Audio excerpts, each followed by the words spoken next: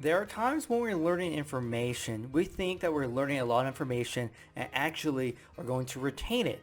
So for example, you might be learning a language or going through the different lessons. So let's say in one day you go through 7 lessons and you feel pretty good about it by the end of the day. You're like, yeah, I really know Spanish. I got a very solid foundation. But give it a day, maybe 2 or 3, and you come back to it and you really can't recall the information. You can't form sentences. You can't really even remember the words. So what happens is the learning illusion, or I like to call it that. I'm not sure if it's the official name, but the learning illusion is that you actually learned something when in reality you didn't. Because at the end of the day, you might be able to recall all the Spanish words that you actually learned that specific day. You might even be able to form sentences, but when you give it that day or a couple of days, you're not able to put things together. You're not able to apply it anymore. Well, what happens is that during that time that you're learning it, that one day, it's in your short-term memory. Okay, this is probably the best example. It's in your short-term memory, and then those couple of days come by, boom, it's gone. So you really didn't learn it. What you were focused on was the volume of the information you were learning, not actually understanding it and applying it to really change it from the short-term memory to the long-term memory. I remember doing differential equations. Being in class, watching the teacher do all the problems on the board, that he was teaching. I'm like, yeah, this makes so much sense. Yeah, I got it. Go home the next day, try to do my homework for the class.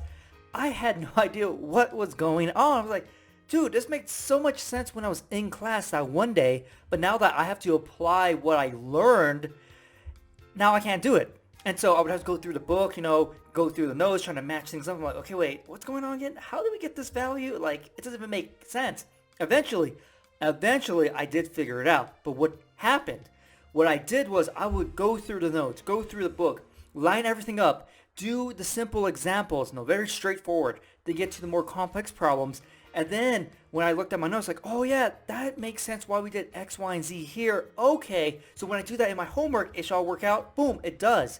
So I needed to apply what I learned in that one specific area, really do it well before I moved on to this more complex stuff. So the same is true for learning a language, right? When you're learning one lesson, you really want to make sure you master it and you spend time actually using it, because you can. Yes, it might not be the words that you want to be learning at the specific time. You want to be like fluent and all that. No.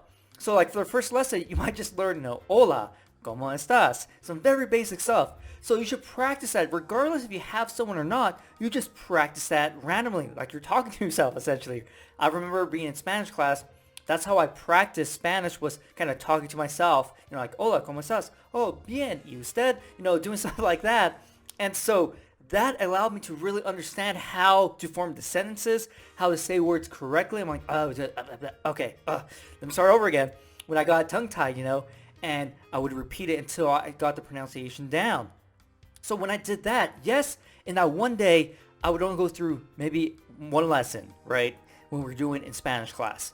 And that's okay because I got a better understanding. And then the next time, I'll get another lesson.